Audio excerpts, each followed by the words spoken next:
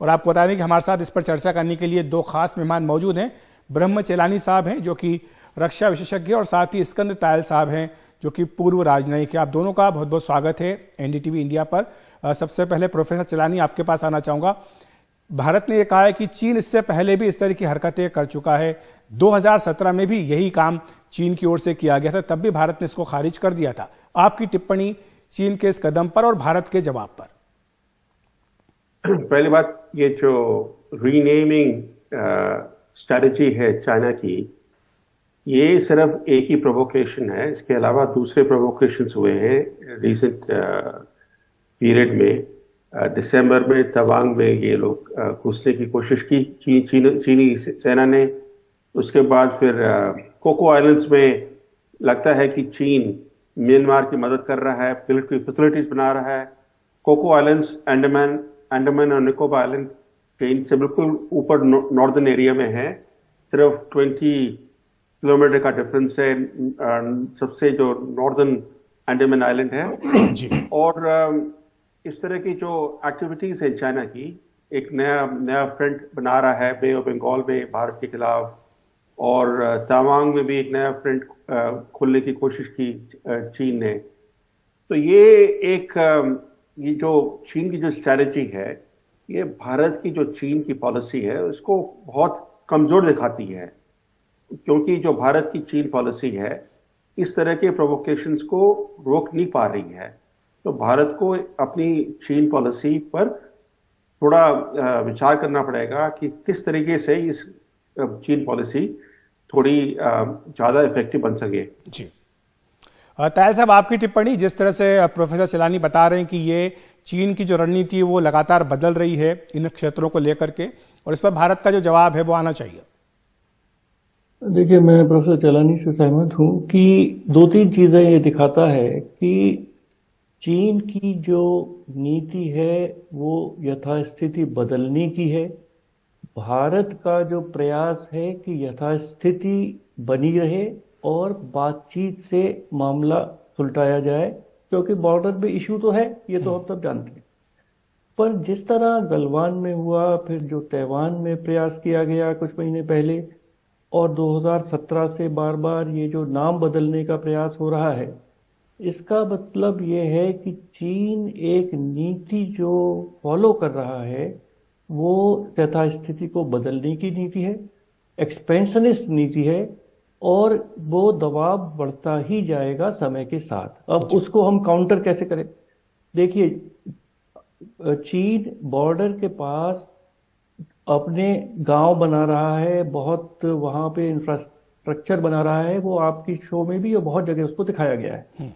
भारत ने भी अभी इस बजट में कुछ अनाउंसमेंट्स किए हैं कि सीमा के पास जो है गांवों को थोड़ा सशक्त किया जाएगा, हमें वहां और लोगों को बसाना होगा, और अरुणाचल के जितने जहां उन्होंने नाम बदले हैं, हमें और लोगों को वहां भेजकर अपना जो हमारा वहां पे अधिकार है, जो हमारा पोजीशन है, उसको और रीइंफोर्स करने की आवश्यकता है। बात वो बिल्कुल तायल साहब, आपने जो बात की है बजट की, उसमें जो हमें आंकड़ा मिला था, बताया गया था कि कई गुना बढ़ोतरी हुई है सीमावर्ती इलाके में इंफ्रास्ट्रक्चर बढ़ाने में, चाहे टनल्स बनाना हो, चाहे वहां पर सड़कें बनाना हो, चाहे ब्रिज बनाना हो, इसमें सारे में काफी बड़ी बढ़ोतरी सरकार की ओर से की गई है, और इसलिए बॉर्डर विलेज के ऊपर भी जोर है और लोगों को बसाना चाहिए वहां, चाहे देश के और लोगों अगर के भी हमारे तो दुनिया भर में जाते हैं, तो जो भी जाकर वहां बसना चाहे, हमें उनको बसाना चाहिए।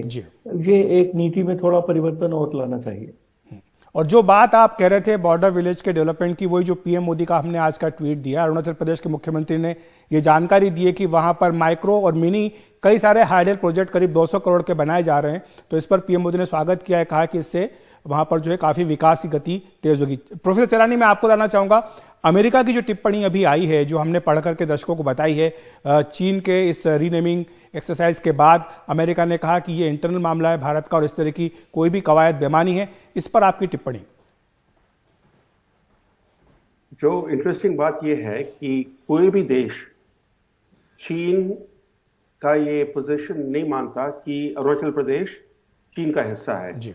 पाकिस्तान भी नहीं मानता कि अरुणाचल प्रदेश चीन का हिस्सा है। सिर्फ ये चीन की जो चीन का जो स्टैंस है ये उसका ही स्टैंस है, कोई सपोर्ट नहीं मिलता इंटरनेशनली चीन को। मगर बड़ी बात तो ये है कि जो भारत की नीति है वो कमजोर क्यों है। देखिए, एक तरफ तो भारत का जो मिलिट्री रिस्पांस रहा है चीन के खिलाफ वो काफी स्ट्रांग रहा है। जब से ये लद्दाख में इंकर्शंस हुए अप्रैल 2020 में, उसके बाद भारत ने बहुत ही स्ट्रांगली रिस्पॉन्ड किया है मिलिट्रली। मगर इकोनॉमिकली और डिप्लोमेटिकली भारत की तरफ से कोई रिस्पॉन्स नहीं रहा है। इसके बजाय क्या हुआ है कि चीन का जो ट्रेड डेफिसिट, ट्रेड सरप्लस है भारत के साथ, वो हर साल बढ़ रहा है।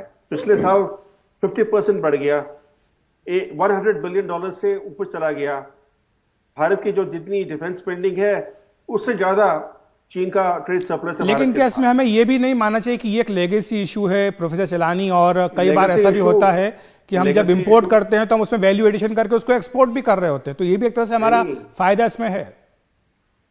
नहीं, वो आप ठीक कह रहे हैं, मगर आप देखिए कि जो नॉन एसेंशियल इंपोर्ट्स है चाइना से, उस पर कोई रोक नहीं है। आप बाजार में जाइए, छोटे मोटे सामान, बिजली का सामान, कोई भी सामान चीन से आ रहा है। उससे क्या है कि भारत में जो small scale, medium scale manufacturing है वो मर रही है, वो खत्म हो रही है। भारत के जो बिजनेसमैन वो ट्रेडर्स बन गए हैं, वहां से चीन से इंपोर्ट करके यहाँ बेच रहे हैं। छोटा मोटा सामान, सब स्टैंडर्ड गुड्स भी चीन से आ रहे हैं यहाँ पर। हालांकि इस बार एक परिवर्तन देखने को आया था। होली के त्योहार पर यह रिपोर्ट्स आई थी हिंदी मीडिया में, खासतौर से अखबारों में, कि किस तरह से जो सामान, पिचकारी वगैरह पहले चीन से आया करती थी, पूरे बाजार उससे भर दिए जाते थे, उसमें बड़ा परिवर्तन आया है और इस बार उतना कहीं भी चीनी सामान देखने को नहीं मिला। ये भी एक मानसिकता भी शायद लोगों की बदल रही है। और मेक इन इंडिया पर जिस तरह से जोर दिया जा रहा है, स्कंद तायल साहब, क्या आपको लगता है कि वो ट्रेड डेफिसिट को कम करने में कुछ हद तक कामयाब हो पाएगा? जरूर कामयाब हो पाएगा, पर जिस गति से उधर प्रगति होनी चाहिए, मैं समझता हूँ उस गति से प्रगति नहीं हो रही है।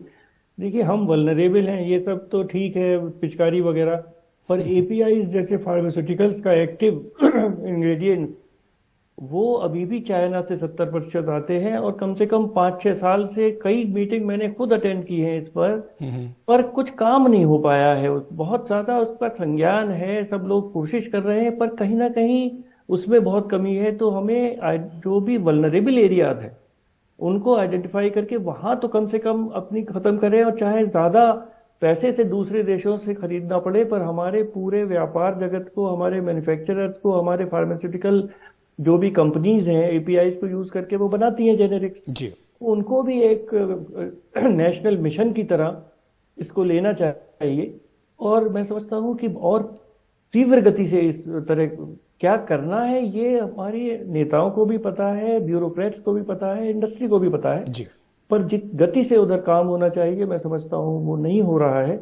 और हमें बहुत फोकस करके कम से कम कोई वल्नरेबिलिटी ना हो, और उसके बाद चीन के ऊपर हमें शायद टैक्स बढ़ाना पड़े या जो भी होगा, क्योंकि जिस दिशा में हम लोग जा रहे हैं मैं समझता हूं एमएफएन बहुत दिन तक चीन के साथ नहीं चल पाएगा, क्योंकि अगर वो एक दुश्मन के देश की तरह बिहेव करता है तो फिर मोस्ट फेवर्ड नेशन का क्या मानिए है। बिल्कुल। और आखिर में जाते जाते तायल साहब, वही प्रश्न जो मैंने चलानी साहब से पूछा था अमेरिका की टिप्पणी के बारे में, क्या आपको लगता है कि जो अंतर्राष्ट्रीय स्तर पर प्रयास भारत को करने चाहिए चीन को काउंटर करने के लिए वो किए जा रहे हैं, और जो अमेरिका का समर्थन मिला है, क्या ये एक बड़ा कदम माना जाए इस दिशा में? नहीं, बड़ा कदम तो माना जाए, देखिए, पर ये लड़ाई हमें स्वयं ही लड़नी होगी। आज ही प्रेसिडेंट मैक्रोन भी चाइना में है, यूरोपियन यूनियन की भी वो चाइना में है, अभी इटली के भी चाइना गए थे, जर्मनी के शोल्ज चाइना गए थे। चाइना ने सऊदी अरेबिया और ईरान के बीच में कुछ संधि करा दी है। तो हमें चाइना को हल्के में नहीं लेना चाहिए, और ये लड़ाई हमें खुद ही लड़नी होगी। ठीक है, अमेरिका हमारे साथ खड़ा है, शायद जापान भी साथ खड़ा है, पर हमें बहुत ही ठंडे दिमाग से नीति अपनानी होगी।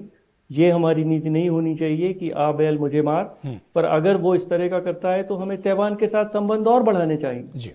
शॉर्ट ऑफ फॉर्मल रिकॉग्निशन हमें भी कुछ ना कुछ चाइना के खिलाफ एक्शन ऐसा लेना चाहिए कि वो एक सीमा रेखा ना पार करे, पर जो भी वो कुछ करें तो हम भी कहीं ना कहीं कुछ रिटेलिएशन। क्या जो लद्दाख में और अरुणाचल प्रदेश में G20 की मीटिंग्स हुई है, क्या ये एक कारण हो सकता है? संक्षेप में चेलानी साहब। देखिए, कारण हो ना हो, हमें जो हमारे देश के भाग हैं वहां मीटिंग करनी चाहिए, और किसी देश को अगर चीन आए ना आए उससे हमें कोई मतलब नहीं है। हमें जो भी देश का भाग है वहां मीटिंग करनी चाहिए। जी, बहुत बहुत शुक्रिया आपका चेलानी साहब, स्कंद त्याल साहब, हमारे साथ जुड़ने के लिए, विस्तार से समझाने के लिए इस जटिल मुद्दे को।